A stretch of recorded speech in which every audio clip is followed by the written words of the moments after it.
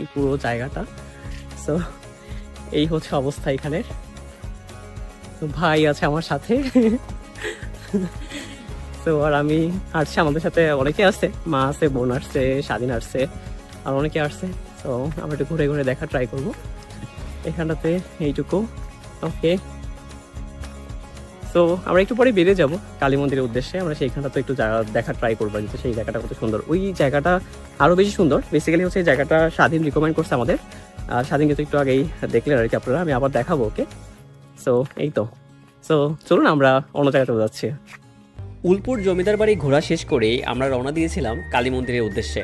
So যারা উলপুর জমিদার বাড়ি ঘুরতে আসবেন তারা কিন্তু এই মন্দিরটাও ঘুরে যাবেন, কারণ এই মন্দিরের এইখানটাতে আসার পরে আপনি দেখবেন যে চারপাশটা অনেকটা ফাঁকা এবং অনেকটা গ্রামের ভিতর অবস্থিত হওয়ার কারণে এর চারপাশটা অনেকটাই খোলামেলা এবং প্রচুর বাতাস ছিল। সো বিকালবেলা যেহেতু হালকা একটু মেঘ করেছিল, যার কারণে আমাদের এই আবহাওয়াটা কিন্তু আরও অনেক সুন্দর ছিল।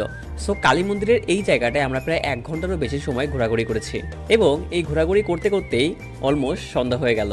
তাই আমাদের এবার সময় হলো বাড়ির উদ্দেশ্যে রওনা দেওয়ার, এবং সারাদিন এই রোদের ভিতর অনেক অনেক এনজয় করে আমরাও ফাইনালি বাড়ির উদ্দেশ্যে রওনা দিলাম। ধন্যবাদ সবাইকে এতক্ষণ আমাদের সাথে থাকার জন্য এবং জায়গাটিকে উপভোগ করার জন্য। সো ভিডিওটি কেমন লাগলো অবশ্যই কমেন্টে জানাতে ভুলবেন না, এবং এই ট্রাভেল রিলেটেড বিভিন্ন ইনফরমেশন টাইপসের ভিডিও পেতে অবশ্যই কিন্তু আপনি টিপি স্যারের ফেসবুক পেজ এবং ইউটিউব চ্যানেলটি ফলো করে রাখতে পারেন। ধন্যবাদ সবাইকে, দেখা হবে নতুন কোনো ভিডিওতে।